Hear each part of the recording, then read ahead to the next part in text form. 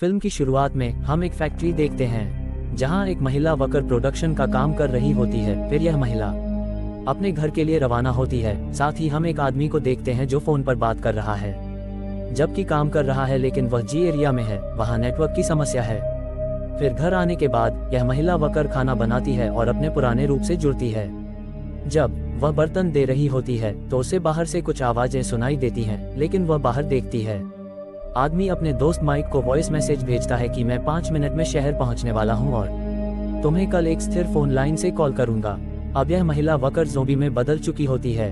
जैसे ही वह शहर पहुंचा, आदमी ने देखा कि पूरी सड़क उसके सामने है। यह आदमी इन ज़ोंबीज के चेहरे देखकर बहुत डर जाता है। तभी वह महिला वर्कर की ज़ोंबी को देखता है जिसके मुंह में खून होता है। वह उसे चीर देती है और इस तरह पूरा शहर बर्बाद हो जाता है। फिर अगले सीन में हम सिया रिमाइंडर को देखते हैं जो अमेरिकी सचिव को एल्डर जॉन स्टोन के बारे में बताती है, जिसकी उम्र 35 साल है और जिसे सरकार से मेडल भी मिले हैं। जैक को हाई स्कॉलर्स में स्पेशलिस्ट माना जाता है। वह बताती है कि केवल जैक ही इस मिशन को पूरा कर सकता है। सचिव पूछता है कि बदले में जैक इस मिशन के लिए कैसे मानेगा। जनरल कहता है कि हमें उसे आज़ादी देनी चाहिए। जय फिलहाल 6 फीट के बैंड में है और उम्र कैद की सजा काट रहा है। उसने देशद्रोह करके हत्या की है। उसके साथ 1 साल की बेटी है जिससे वह जय जान के बाद से नहीं मिला है, इसलिए वह मिशन के लिए नहीं मानेगा। सचिव पूछता है क्या तुम्हें जैक पर इतना भरोसा है कि वह यह मिशन बिना किसी को पता चले पूरा कर लेगा। जनरल कहता है कि वह खुद रवाना जाएगा और इस मिशन को कंट्रोल करेगा और सब कुछ प्लान के अनुसार होगा। वह कहता है कि एक्सपोजर इतना भयानक होगा कि लैब के सारे सबूत नष्ट हो जाएंगे। फिर जनरल जैक की टीम का परिचय कराता है जिसमें जॉन मैकडॉग है जो एक्सपोजर और फायर आर्म्स में एक्सपर्ट है।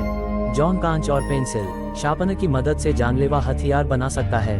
जॉन नहीं बल्कि 1997 में कांग्रेस ने पहली बार बम विस्फोट किया था जिसमें 50 से अधिक लोग मारे गए थे। उसकी टीम का एक और सदस्य है ड्रैगन एलिस जो स्नैपर स्पेशलिस्ट है और ओसाबा की लड़ाई में अकेले ही उसने 300 से ज्यादा लोगों को एक ही जगह से मारा था और वह मेल दूरी से किसी को भी मार सकता है। उसकी टीम में एक क्लोज रेंज फाइटर भी है जिसका नाम ईडन है। जब हमारे आदमी के पास बहुत कम गोला बारूद होता है तब भी कोई उसे हाथ से हाथ की लड़ाई में हरा नहीं सकता। ये लोग पैसे के लिए कुछ भी कर सकते हैं, इसलिए जनरल ने इस मिशन के लिए उसके बैंक अकाउंट में $2 मिलियन डाले हैं और ये लोग इस मिशन के बारे में किसी को नहीं बताएंगे। अगर हम यह मिशन पूरा नहीं करते हैं तो यह वायरस फैल जाएगा और अगर ये ज़ोंबी बाहर निकल गए तो कुछ ही घंटों में पूरा विश्व वायरस से प्रभावित हो जाएगा। अब डॉक्टर न्यूमैन की भी मौत हो गई है और उसकी बेटी का कभी पता नहीं चला। सचिव उसे मिशन की अनुमति देता है। अब हमें रोज दिखाया जाता है स्नाइपर एलिसा और बम एक्सपर्ट जॉन बात कर रहे हैं कि पैसे के लालच में हम हर मिशन में बुरी तरह फंस जाते हैं, लेकिन यह मेरा आखिरी मिशन होगा। इसके बाद दोनों समुद्र के किनारे एक रेस्टोरेंट खोलेंगे। बातचीत आगे बढ़ती है कुछ डर तक, जिसे सुनकर पता चलता है कि दोनों बहुत अच्छे दोस्त हैं और उन्होंने पहले भी कई मिशन एक साथ पूरे किए हैं। फिर जॉन ईडन के पास जाता है और उसे छेड़ने लगता है, लेकिन जब उसे उसके हिस्से में चाकू डालना होता है वह उसके ठिकाने में आता है। तुम जैकी हो, जनरल आया है और जनरल उसे मिशन की जानकारी देता है कि उन्हें शहर के अंदर जाकर हमारे इंजीनियर द्वारा बनाए गए बम को न्यूक्लियर रिएक्टर के जितना पास हो सके प्लांट करना है, उसके बाद वहां से निकासी करनी है। वह उन्हें ये भी बताता है कि किस रूट पर उन्हें ज्यादा संक्रमित लोग मिलेंगे और कौन सा रूट न्यूक्लियर प्लांट की तरफ जाएगा। वे बम लगाते हैं और 1 घंटे के भीतर उन्हें बेस पर वापस आना होगा। अगर कोई हेलीकॉप्टर तक देर से पहुंचा तो उसकी मौत निश्चित है। जनरल सभी के अकाउंट में $1 मिलियन डाल देता है और बाकी रकम मिशन के बाद पूरी करेगा। फिर जनरल जैक से व्यक्तिगत रूप से कहता है कि यह बम ब्लास्ट एक हादसे जैसा दिखना चाहिए जिसमें पावर प्लांट फट जाए और सभी निवासी मारे जाएं। अमेरिका के अलावा किसी भी देश को इस मिशन के बारे में पता नहीं चलना चाहिए। जनरल उससे वादा करता है कि मिशन पूरा होने के बाद उसके सारे फाइल्स और रिकॉर्ड्स मिटा दिए जाएंगे। फिर जैक अपनी टीम के साथ एक जीप में सिक्योरिटी चेकपोस्ट की ओर जाता है। अलाइट बीच में बोलती है, मुझे अब तक समझ नहीं आया कि हमें किससे बचाना है और किसे मारना है, क्या वह इंसान है या कुछ और। रास्ते में उन्हें ज़ोंबी मिलते हैं जिनके शरीर नाच रहे होते हैं जब वे नाचते हैं। जॉन जैक से मिशन के बारे में पूछता है, देखो मैं तो अच्छा आदमी लगता हूँ, तो ऐसी क्या मजबूरी थी जो तुम्हें इस मुसीबत में उतरना पड़ा। वह बताता है कि मिशन पूरा होने के बाद मेरे सारे आपराधिक रिकॉर्ड्स मिटा दिए जाएंगे और अब ये न्यूक्लियर पावर प्लांट पहुंचते हैं। जॉन कहता है कि इस जगह पर कुछ गड़बड़ है। यहाँ पिन ड्रॉप साइलेंस है। जय उसे आदेश देता है कि गेट खोलने के लिए विस्फोटकों का उपयोग करो। अब जॉन मारे गए सिक्योरिटी गार्ड से डोर कार्ड ढूंढ लेता है, जिससे वह दरवाजा खोलता है और कहता है कि बम को आखिरी पल तक सुरक्षित रखना ही परफेक्ट बाबर की योजना है। इसके बाद सभी अंदर चले जाते हैं। दूसरी तरफ बेस पर जनरल कार्टर राष्ट्रपति से कहता है कि इस बार यह मिशन फेल नहीं होना चाहिए। यहाँ प्लांट पर जय काली से कहता है कि अपनी पोजीशन ले लो और सब पर नजर रखो। फिर वह जॉन को बम लगाने के लिए कहता है और खुद ईडन के साथ गश्त शुरू करता है। यहाँ एलेक्स अपनी पोजीशन पर देर से पहुंचता है और एक सैनिक बम वाला ब्रीफकेस खोलता है। उसे पता चलता है कि यह बम एक कार से टेस्ट किया गया है, तो वह जैक को कॉल करके बताता है कि हम फंस गए हैं। जनरल कार्टर ने ये बम कार के इंजन से जोड़ा है और अगर हमने इसके साथ कुछ भी किया तो टाइमर चालू हो जाएगा। अब उन्हें यहाँ से निकलने के लिए कोई और वाहन ढूंढना होगा, तो वे पास के वेयरहाउस में वाहनों की तलाश शुरू करते हैं। दूसरी ओर जनरल कार्टर को सैटेलाइट की मदद से पता चल गया है कि कुछ ज़ोंबी न्यूक्लियर पावर प्लांट की ओर बढ़ रहे हैं, लेकिन वह उन्हें यह नहीं बताता। यह अलेक्सा में देखकर वह अपनी टीम को अलर्ट करता है और खुद ऊपर से स्नाइपिंग करता है। जैक ज़ोंबी से बचने के लिए एक कंटेनर के पीछे छुपता है और जॉन उन पर ड्रम से हमला करता है और भाग जाता है। इस बीच जैक बेहोश हो जाता है, तो वह ज़ोंबी से हाथ से लड़ाई करता है और पत्थर से उनके सिर पर मारता है। ईडन भी एक एक करके सभी ज़ोंबी को मार देता है, लेकिन एक ज़ोंबी पीछे से एक और को मार सकता है। अब आखिरी 2 ज़ोंबी मारे जाते हैं, जिन्हें ज़ोंबी बम ने नष्ट कर दिया। फिर जॉन जैक से कहता है कि उसके पास सिर्फ 12 शॉट्स बचे हैं। तभी एलेक्स वहां आता है, जो पहले ज़ोंबी को मार चुका होता है। इसी वजह से वह धीरे धीरे ज़ोंबी में बदल रहा है। पहले वह उनसे कहता है कि मुझे मार दो।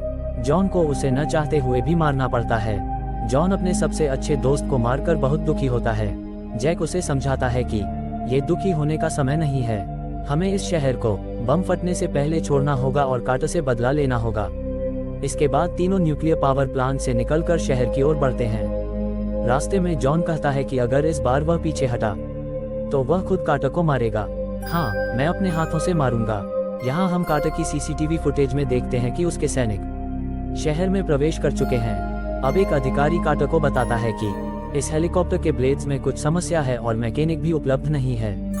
पायलट इसे ठीक करने की पूरी कोशिश कर रहा है, लेकिन इसमें थोड़ा समय लगेगा। इससे हमें कार्टर के प्लान के बारे में पता चलता है, जिसमें वह खुद को मारने वाला था और इन तीनों को अकेला छोड़ देने वाला था। लेकिन अगर वे यहाँ से आगे बढ़ते तो उन्हें एक कार मिल जाती।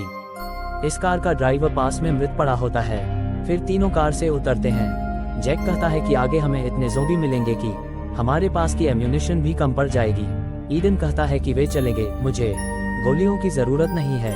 शहर के अंदर उन्हें एक सड़क पर बहुत सारे ज़ोंबी मिलते हैं, जिन्हें तीनों अपनी बंदूकों से मार रहे होते हैं। चलते समय ईडन जॉन को लकड़ी का एक टुकड़ा देता है, जिससे जॉन चलती कार से एक छोटी ज़ोंबी लड़की का सिर काट देता है। फिर वे हर रोज पुलिस स्टेशन जाते हैं बंदूकें और गोलियां लेने के लिए।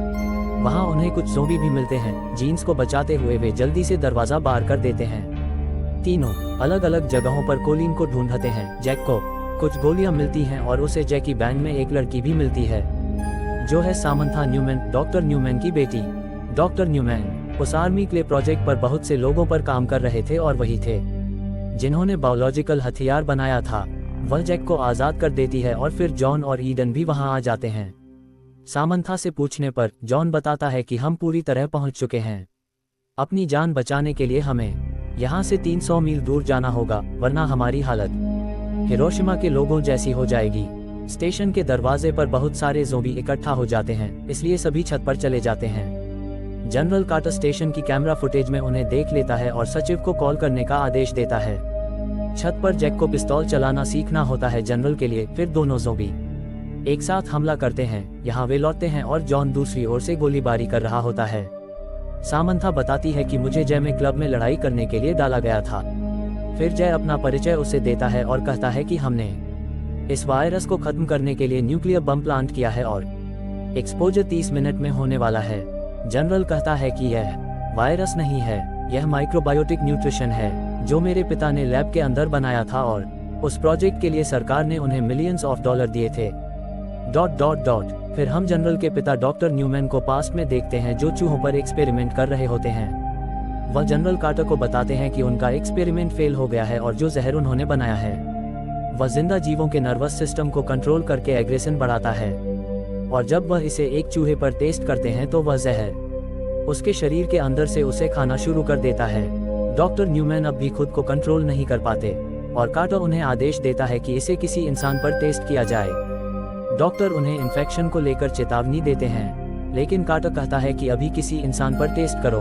फिर न्यूमैन सामंथा को बताते हैं कि ये लोग मेरे रिसर्च का गलत उपयोग करने जा रहे हैं और वह जनरल को देश छोड़ने के लिए कहते हैं। और वर्तमान टाइमलाइन में जनरल जैक को बताता है कि मेरे पिता ने इस रिसर्च को रोकने की पूरी कोशिश की थी, लेकिन तब तक वह बहुत डर चुके थे, इसलिए उन्होंने एक वैक्सीन बनाई जिसे उन्होंने टेस्टेड मैन और मुझे इंजेक्ट किया, और इस वजह से मुझे ज़ॉम्बी के काटने से कुछ नहीं हुआ। सामंथा सोचती है कि उसके पिता अभी भी जिंदा हैं। जैक उसे बताता है कि कार्टर ने तुम्हारे पिता को मार डाला। फिर जॉन बम गिरा देता है जिसके चारों तरफ ज़ॉम्बी इकट्ठा होते हैं। सभी को मौका मिल जाता है और वे कार से बाहर निकल जाते हैं और ज़ॉम्बी गांव की ओर भागते हैं। जॉन दरवाज़ा खोलने के लिए बम लगाता है, फिर बहुत सारे ज़ॉम्बी उन पर हमला करते हैं और वे किसी तरह वहां से बाहर निकल जाते हैं। अब हमें जैक की कहानी भी पता चलती है कि उसने अपने 3 दोस्तों को मार दिया था जो एक लड़की के साथ छेड़छाड़ कर रहे थे। आगे जब वे फ्यूल भरवाने के लिए रुकते हैं तभी वहां भी ज़ॉम्बी आ जाते हैं। वे सब बचते हैं और एक दुकान के अंदर घुसते हैं। डाक बताता है कि मैं यहाँ अपनी पत्नी क्लियर और उसके कुत्ते के साथ घूमने आया था। अब जब वे न्यूक्लियर बम के बारे में सुनते हैं तो डाक पागल हो जाता है। फिर डाक एक वीडियो देखता है जिसमें क्लियर पहली बार ज़ॉम्बी से उसकी जान बचाती है। सब वीडियो देख ही रहे होते हैं कि पीछे से क्लियर परीक्षा में लेट हो जाती है, जिसके बाद क्लियर खुद को मार लेती है ताकि कोई और नुकसान में ना आए। अब जॉन और ईडन ज़ॉम्बीज का ध्यान भटकाते हैं ताकि बाकी सभी वहां से निकल सकें और सारा जंगल ज़ॉम्बी जॉन को घेर लेते हैं। वे उसे पकड़ भी लेते हैं, लेकिन जॉन पूरे पेट्रोल पंप को उड़ा देता है। इधर कार्टर अपनी आर्मी को आदेश देता है कि सामंथा को पकड़ो और बाकी सभी को मार दो।